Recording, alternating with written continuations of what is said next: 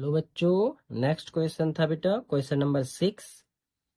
If 1,2 4, y x, 6 and 3, 5 are the vertices of a parallelogram taken in order, find x and y। ये कह रहा है बेटा कि ये चार कोऑर्डिनेट्स हमें दे रखे हैं, वो किसके वर्टेक्सेस हैं? वो वर्टेक्सेस हैं हमारे पैरेललोग्राम के। तो देखिए, सबसे पहले हम क्या करते हैं बेटा, एक छोटा सा पैरेललोग्राम बना लेते हैं, है ना। ये हमने क्या बना लिया? पैरेललोग्राम। ऑर्डर में लेना है तो आप इसको यहाँ से शुरू कर सकते हैं बेटा। 1,2 4, y x, 6 और 3, 5। ये हमारा हो गया पहला डायगोनल, ये हो गया हमारा दूसरा डायगोनल। अब ए बी सी और डी नाम दे सकते हैं। ठीक है बच्चों, अब आपको इन्होंने जो क्वेश्चंस कहा है वो एक बार मैं आपको दोबारा समझा दूं। ये कह रहा है कि 1,2 4, y x, 6 and 3, 5 जो है वर्टेक्स हैं पैरेललोग्राम के, तो आपको फाइंड आउट करना है x एंड y। आपको बेटा थोड़ा पता होना चाहिए, है ना। क्या होता है बच्चा कि जो डायगोनल्स होते हैं, डायगोनल्स ऑफ अ पैरेललोग्राम, ठीक है बेटा, ये क्या करते हैं? बाइसेक्ट करते हैं। क्या करते हैं बेटा? बाइसेक्ट करते हैं each other, bisect each other. So midpoint midpoint of both midpoint of both diagonals क्या हो जाएगा बेटा? Are same. देखो, आपको मैं बताता हूँ क्या क्या होता है ये। देखो बच्चा, जो इसके हमारे डायगोनल्स हैं, जैसे मान लीजिए डायगोनल बी डी और डायगोनल ए सी, ये दोनों एक दूसरे को बाइसेक्ट करते हैं। बाइसेक्ट करने का मतलब क्या हुआ? इस पॉइंट का ये मिड पॉइंट हो जाएगा, इस पॉइंट का ये भी मिड पॉइंट हो जाएगा, यानी मिड पॉइंट हमारा क्या हो जाएगा? सेम हो जाएगा। तो अब हम क्या करते हैं, पहले हम निकालेंगे मिड पॉइंट ऑफ ए सी। क्या निकालेंगे बेटा? Mid point of AC। Mid point of AC का फॉर्मूला था बेटा हमारे पास x equal x1 plus x2 divided by 2, y equal y1 plus y2 divided by 2। ठीक है बच्चों, अब देखो, हमने AC की बात करी है तो AC के लिए 1,2 और x, 6 ये हमारे कोऑर्डिनेट हो जाएंगे। तो x1 y1, है ना, sorry, x1 y1 x2 y2। तो हमें x1 और x2 रखना है पहले में, तो रख लेते हैं बेटा। x1 की वैल्यू है 1, x2 की वैल्यू है x, अपॉन में कितना आ गया बेटा? 2। ठीक है, ये x की वैल्यू के लिए, राइट, x इक्वल। ऐसे ही सेम y के लिए रखेंगे बेटा। y1 हमारे पास 2, y2 है 6 अपॉन 2, ऐड हो जाएगा बेटा, 6 2 8 अपॉन 2, कट जाएगा बेटा 4, यानी y बराबर कितना आ गया? 4। ये तो आपने किसका निकाल लिया मिड पॉइंट बेटा? AC का। अब हम निकालेंगे mid point of BD, right बच्चे। अब देखो, x बराबर BD के लिए पहले कोऑर्डिनेट लिख लेते हैं बेटा, 4, y 3, 5, राइट। x बराबर x1 plus x2 by 2, y बराबर y1 plus y2 upon 2।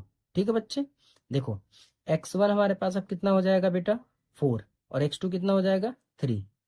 4 plus 3 divided by 2, ये सॉल्व हो जाएगा बेटा, 7/2। ये x बराबर क्या हो जाएगा? ये। अब y की वैल्यू देखते हैं बेटा, y बराबर y1 y है हमारे पास, y2 5 है अपॉन 2। ठीक है बच्चा, अभी मैंने एक लाइन आपको समझाया था बच्चों कि हमारा क्या था, diagonals of a parallelogram bisect each other, so the mid point of the both diagonals are same, यानी हमारा क्या होना चाहिए? सेम होना चाहिए। तो x की वैल्यू, सो देखो बच्चों, ध्यान रखना है ना, सो 1 प्लस एक्स अपॉन 2 होगा बेटा हमारे पास 7/2 के, क्योंकि एक्स की वैल्यू हमारे पास सेम होना चाहिए।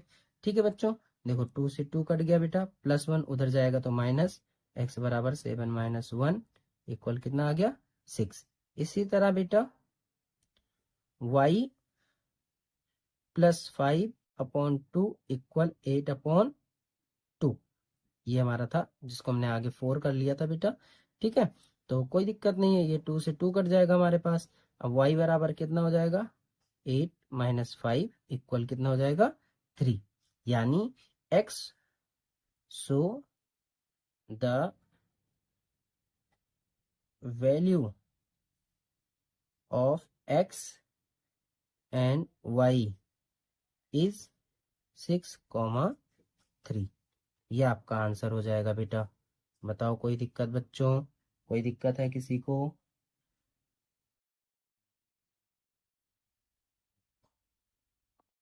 नेक्स्ट क्वेश्चन है बेटा हमारा क्वेश्चन नंबर 7। क्या लिखा बेटा, find the coordinates of a point A where A B is a diameter. A B क्या है बेटा हमारा diameter of a circle whose centre is 2, -3, so B is 1, 4। अब आपको थोड़ा सा यहाँ पर डाउट होगा, अब लेकिन देखो सबसे पहले किसकी बात करा बेटा, सर्कल का, तो हम एक सर्कल बना लेते हैं। सर्कल बना लिया, एक हम डायमीटर बना लेते हैं जो सेंटर से होके जाए, है ना, डायमीटर बना लिया बेटा। अब आपको देखो यहाँ पर कुछ नाम लिखने हैं आपको। मान लीजिए ए है, ये बी है, जो इन्होंने वैल्यू दिया था कि A B is a diameter of a circle, A B हमारा डायमीटर हो गया। अब इन्होंने बोला कि सेंटर जो है 2, -3 है, ये सेंटर है, ये सेंटर कितना दिया है 2, -3, और बी पॉइंट कितना दिया है बेटा 1, 4। ठीक है बच्चों, अब इन्होंने बोला आपको कोऑर्डिनेट निकालने हैं ए पॉइंट के, किसके निकालने हैं बेटा ए पॉइंट के, है ना। अब आपको देखो, आपको थोड़ा सा पता होना चाहिए, हमने लिख लिया यहाँ पर बेटा, let the coordinates of point A x, y। ठीक है बेटा, अब आप देखो थोड़ा सा समझना यहाँ पर अच्छे से, जो सेंटर है बेटा वो सर्कल का सेंटर होगा, और यहाँ पर हम एक पॉइंट मान लेते हैं P। ठीक है, तो AP इक्वल कितना होना चाहिए BP के, AP जो होना चाहिए वो किसके होना चाहिए बेटा BP के। क्यों, क्योंकि रेडियस है बेटा, और रेडियस है और इक्वल होगा तो P क्या होगा बेटा, P is the mid point. क्या होगा बेटा, ये मिड पॉइंट होगा। यहाँ तक कोई डाउट बच्चों नहीं? अब मिड पॉइंट फॉर्मूला लगा लेते हैं। क्या था mid point, P is mid point, so x equal x1 + x2/2, y equal y1 + y2/2। अब देखिए बच्चों, a का हमें पता करना था, तो ये x और y था, हमने मान लिया है ना। तो देखो ये तो हमारे पास x की वैल्यू हमारे पास है 2, कितना बेटा 2, राइट। x1 हमारे पास ये हो गया और x2 हमारे पास ये हो गया, तो x1 हमारे पास x प्लस कितना हो जाएगा बेटा 1 अपॉन कितना 2। तो देखो इधर ये डिवाइड में है बेटा, दूसरी साइड जाएगा तो मल्टीप्लाई, 2 × 2 बराबर x + 1, 2 × 2 = 4, और +1 इधर आएगा तो माइनस इक्वल x, यानी 3 इक्वल x, यानी आप ऐसे लिख सकते हो x इक्वल कितना आ गया बेटा 3, x इक्वल कितना आ गया बेटा 3। इसी प्रकार y की वैल्यू अपने पास यहाँ पर कितना है बेटा -3, कितना है बेटा -3, y1 हमारे पास y है, प्लस y2 हमारे पास 4 है, डिवाइडेड बाई 2।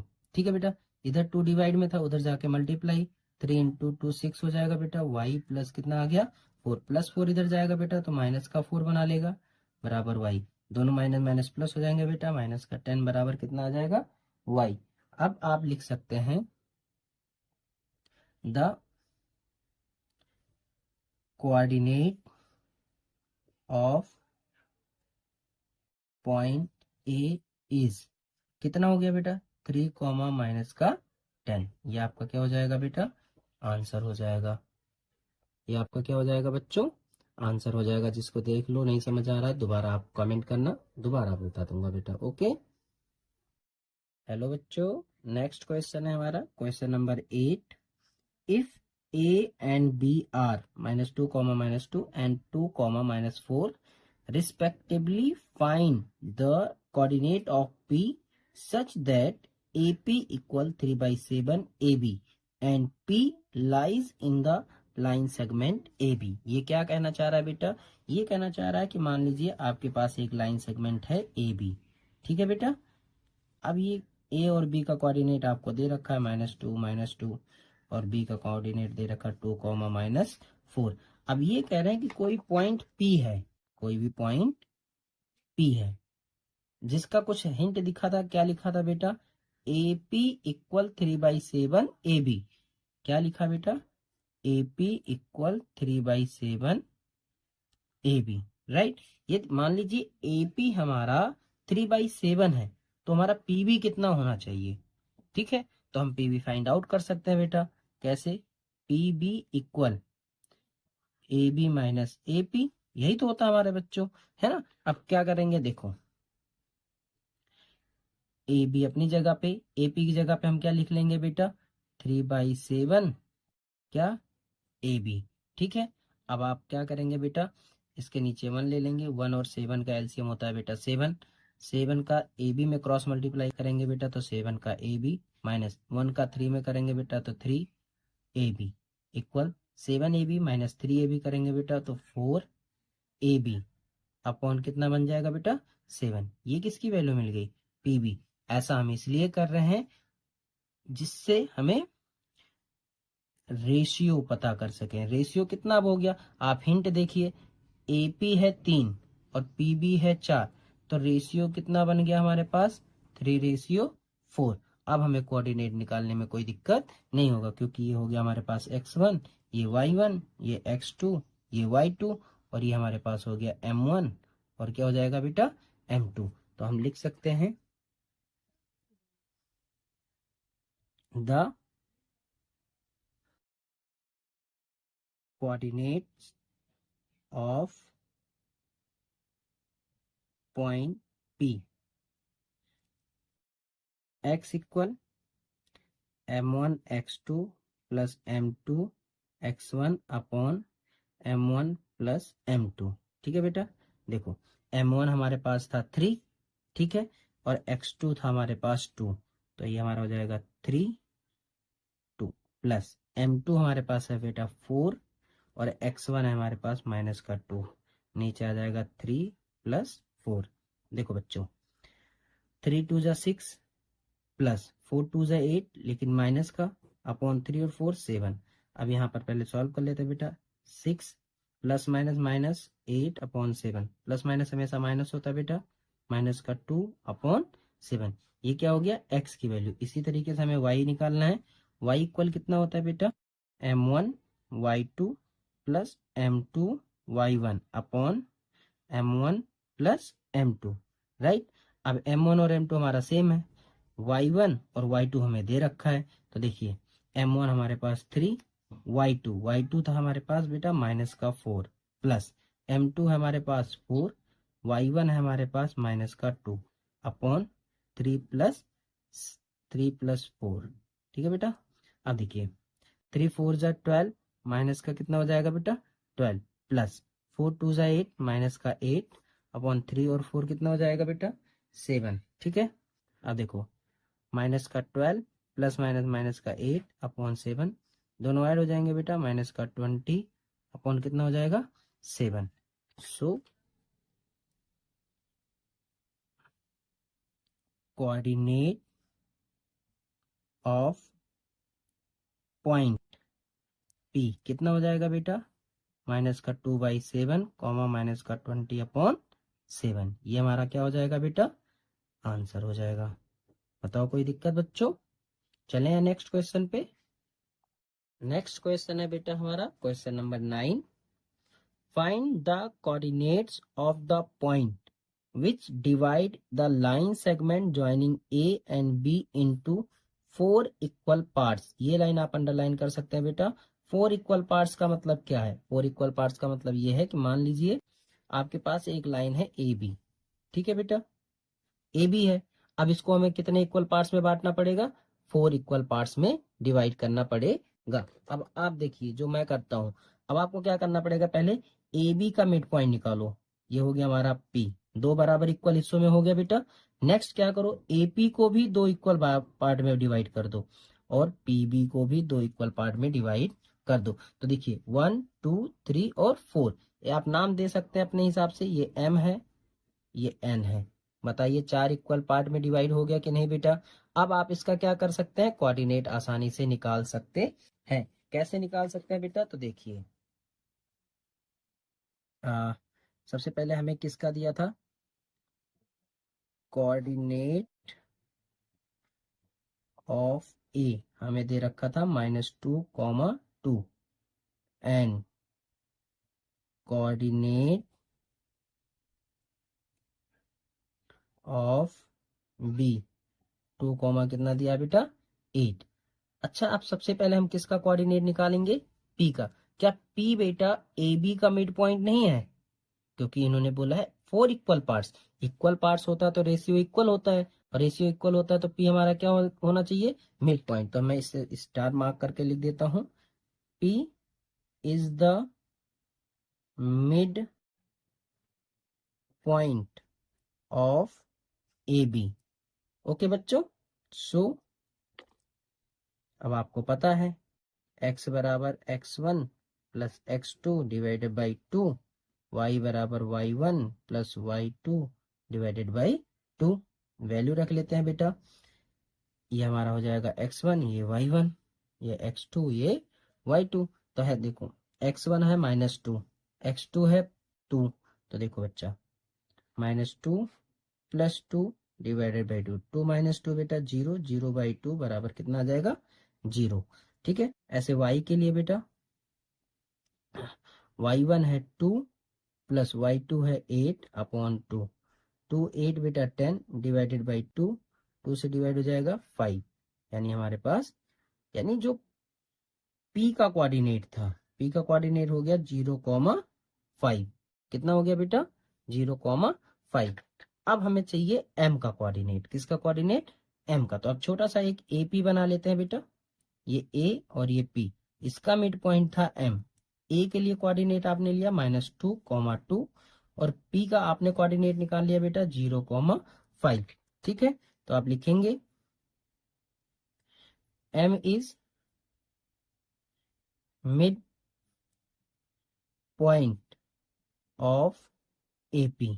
ठीक है बच्चों, तो x बराबर x1 plus x2 divided by 2। Solve कर लेते हैं, x1 x2, तो माइनस का 2 प्लस का 0/2 माइनस का 2/2 बेटा इक्वल माइनस का 1।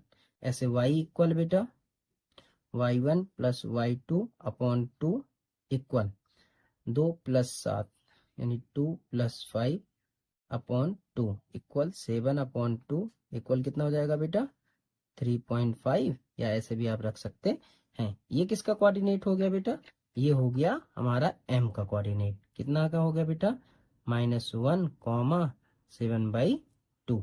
अभी एक कोऑर्डिनेट हमें बचा है, कोऑर्डिनेट किसका बेटा, c का। तो c, सॉरी बेटा n का, द कोऑर्डिनेट ऑफ n। इसका आंसर बेटा आप लोग कमेंट करेंगे मुझे, ठीक है। इसका आंसर आप क्या करेंगे बच्चा, कमेंट करेंगे। कोई डाउट बच्चों? चलें नेक्स्ट क्वेश्चन पे। तो बच्चों नेक्स्ट क्वेश्चन है क्वेश्चन नंबर 10। ठीक है, क्या था बेटा, find the area of a rhombus if the vertex are 3,0, 4,5, -1,4 and -2, -1 taken in order. इन्होंने हिंट लिखा है बेटा कि area of rhombus equal half product of its diagonal. आपको ध्यान रखना है, ये पेपर में लिखा नहीं आएगा तो आपको याद रखना पड़ेगा। ठीक, एक छोटा सा फॉर्मूला आप याद कर सकते हैं। अब क्वेश्चन पे आते हैं। इन्होंने बोला एक रम्बस है बेटा, ठीक है। अब रोम्बस में क्या है, देखो मान लेते ये हमारा रोम्बस है, है ना। अब रोम्बस की 4 साइड होती है, ए बी सी और डी, जिसका आपको कोऑर्डिनेट दे रखा है। अब इन्होंने बोला आपको एरिया फाइंड आउट करना है। एरिया फाइंड आउट करने के लिए आपको पहले AC का डिस्टेंस निकालना पड़ेगा, फिर हमें BD का डिस्टेंस निकालना पड़ेगा, फिर आप इस फॉर्मूले में पुट कर सकते हैं। ठीक है बच्चों, तो आप सबसे पहले हम निकालेंगे डिस्टेंस। शुरू करते हैं। The distance of AC। ठीक है बेटा, अब AC के लिए आपको 2 कोऑर्डिनेट चाहिए, A और C। तो A का देखो ABC, तो ABC यानी A हमें चाहिए 3,0 और C हमें चाहिए -1,4। ठीक है बेटा, अब देखो कोऑर्डिनेट आपको पता था distance of AC equal x2 - x1 का whole square plus y2 - y1 का होल स्क्वायर। ठीक है बेटा, जिसने डिस्टेंस फॉर्मूला नहीं पढ़ा था, मेरा ही चैनल पे एक वीडियो है, आप वहां जाके देख सकते हैं डिटेल में। ठीक है बच्चों, नेक्स्ट देखो x2। अब x1 y1 x2 y2 -1 आ गया बेटा, फॉर्मूले का माइनस, x1 की वैल्यू 3 स्क्वायर प्लस y2 की वैल्यू 4 -0 का स्क्वायर, जुड़ जाएगा बेटा, माइनस माइनस में माइनस का 4 का स्क्वायर प्लस 4 का स्क्वायर। आपको पता है -4 का स्क्वायर बेटा 16 प्लस 4 का स्क्वायर 16, कितना हो गया, रूट के अंदर हो जाएगा बेटा 32। अब 32 को बेटा आप क्या लिख सकते हो, 16 × 2, जिसको आप लिख सकते हैं 4√2। ठीक है बच्चों, ये किसका डिस्टेंस निकल गया, AC का। इसी तरीके से हमें किसका डिस्टेंस अब निकालना है, VD का। तो निकाल लेते हैं बच्चों।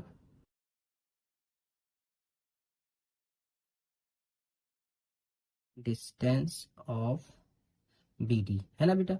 अब B के लिए हमें कोऑर्डिनेट चाहिए, B के लिए कोऑर्डिनेट हो गया 4,5, क्योंकि AB। ठीक है बेटा, और D हमारा ये हो जाएगा C और D, तो D का हमारा कोऑर्डिनेट हो जाएगा -2, -1।